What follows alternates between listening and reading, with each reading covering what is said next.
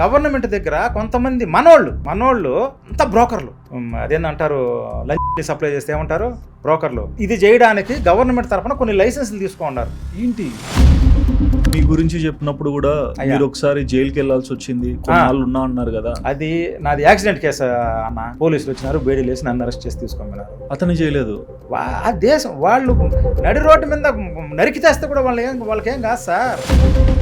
మన ఎంబసీ ఏం రెస్పాండ్ కాదా? Embassy ఉచ్చబోస్తుంది sir. పోయేటి పిల్లోడు వస్తే, పైగా అది ద్వీపం, చుట్టూ సముద్రం, ఎవడు ఏం చేసి పోలేడు. నిన్ను చంపేసిన అడిగే దిక్కులేదు అక్కడ.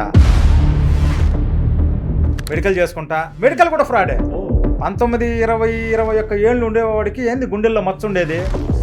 ఎందుకు ఫెయిల్ చేయడం? 1,50,000 ఇప్పుడు కూడా జరుగుతుంది. హైదరాబాద్ మరీ ఫ్రాడ్. సారీ, మీరు హైదరాబాద్ వాళ్ళు ఏమనుకో, హైదరాబాద్లో మెడికల్ చెకప్ 99% ఫ్రాడ్. సో మొత్తం ఒక పెద్ద స్కామ్ కదా సార్, పెద్ద మాఫియా. వీసా ప్రాసెస్ స్టార్టింగ్ నుంచి ఇక్కడ పోయేసి అక్కడ దిగేంత వరకు ఇది ఒక పెద్ద మాఫియా సిండికేట్ సార్.